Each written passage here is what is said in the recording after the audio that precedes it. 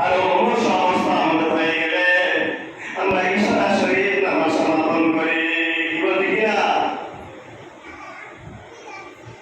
নবী আমাদের সাথ করেছেন, আল্লাহর কোন বান্দা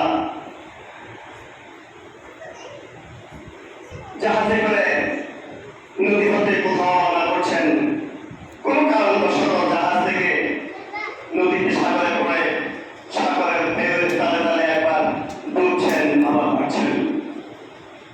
তখন যদি তার স্মরণ পড়ে যায় যে হাইরে আমার তো নামাজের সময় হয়ে গেছে, তখন নবীকে সাহায্য করেছেন, সে যদি সরাসরি নামাজ সমাপন করেন, করতে যদি তার শ্বাস নিঃশ্বাস দেওয়া হয়ে যায়, মহান রাব্বুল আলামিন বিনা হিসাবে জান্নাতে পাঠিয়ে দেবেন। তবুও এই মহাসংকটের ভিতরে নামাজকে ক্ষমা ঘোষণা করা হয় নাই।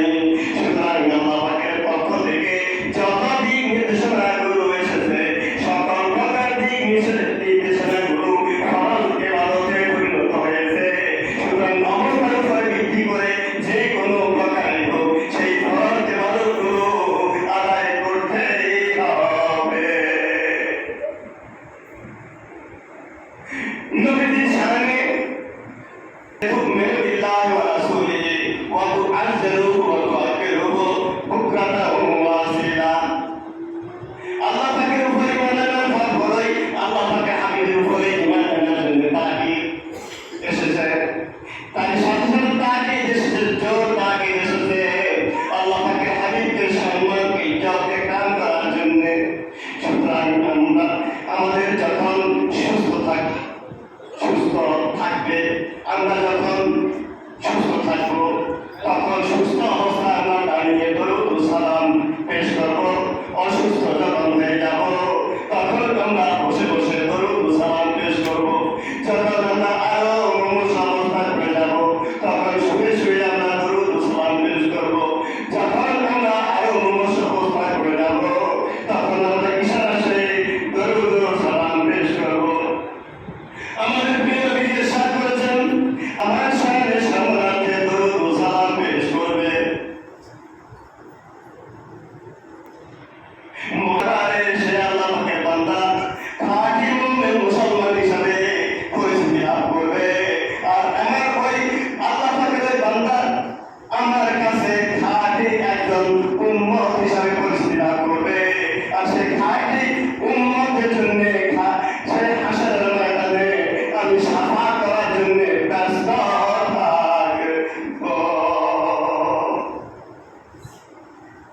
সাধারণত আমাদের বাড়িতে একজন মেহমান আসা যখন সংবাদ নবীজি সাফাত করার জন্য ব্যস্ত থাকতেন আর বলবেন যে হে মহান রাব্বুল আলামিন, আপনার এই সকল খাঁটি বান্দিগণ দুনিয়ার যাবতীয় সংকটকে দূরে নিক্ষেপ করে, যাবতীয় সমস্যাকে এক পাশে রেখে, শয়তানি ওয়াসওয়াসাকে এক পাশে রেখে আপনার হুকুম আহকামগুলো পালন করেছে, আমার হুকুম আহকামগুলো পালন করেছে, আপনার সন্তুষ্টি পাওয়ার আশায় আমার হুকুম আহকামগুলো পালন করেছে, আমার সন্তুষ্টি পাওয়ার আশায় আমার সামনে দরুদ ও সালাম পেশ করেছে।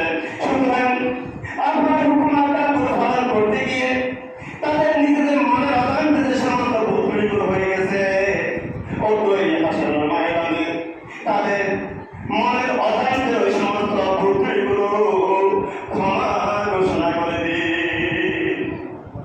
অমনি মহান রাব্বুল আলামিন ঘোষণা করবেন যে হে আমার প্রিয় হাবিব,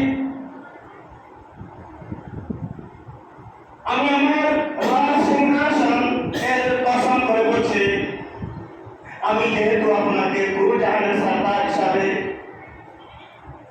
তৈরি করেছি, আপনি দুনিয়ার বুকে থাকাকালে সরদারই বলেছেন, বুঝতে পারছেন। সুতরাং আপনি এই পরকালীন জীবনে ওই হাসরের ময়দানে সরদারি করছেন। সুতরাং আপনার সরদারি আমি আপনার পক্ষ থেকে কবুল করলাম এবং আপনার পক্ষ থেকে আপনার পবিত্র শাফাত কবুল করে তাদের অতীত জীবনের মনের অজান্তে সমস্ত গুনাহগুলো ক্ষমা ঘোষণা করে দিলাম। হে আমার জান্নাতের রক্ষণাবেক্ষণকারী ফেরেশতা, চলে আসো আমার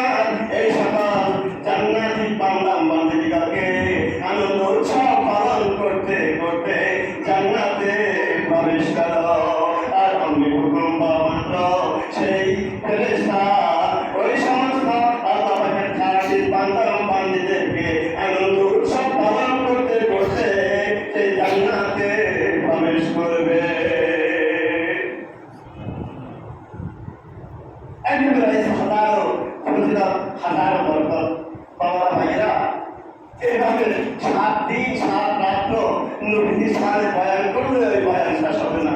তবে আমরা পবিত্র জুমার নামাজ সমাপন করতে এসেছি। আজকের সময়টা খুবই সীমিত, একেবারে সীমিত, সুতরাং সংক্ষিপ্ত কিছু কথা বলতে হয়। পরবর্তী পর্যায়ে আল্লাহ যখন সময় সুযোগ দান করবেন,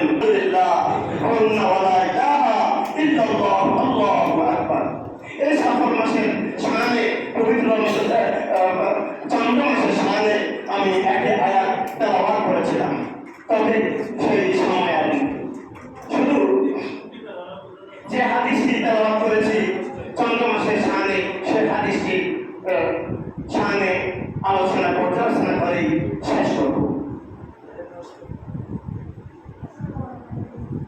আমাদের প্রিয় নবীজি 63 বছর জীবিত ছিলেন। আর 63 বছরের ভিতরে মাত্র 23 বছর আল্লাহ তাকে দিনে দায়িত্ব পালনের মধ্য দিয়ে সারা পৃথিবীর বুকে, শুধু আরব জাহান নয়, সারা পৃথিবীর বুকে বিশ্বনবী হিসাবে, সরদার হিসাবে, রাহমাতুল্লিল আলামিন হিসাবে স্বীকৃতি লাভ করতে সক্ষম হয়েছেন। আল্লাহ সুবহানাল্লাহ।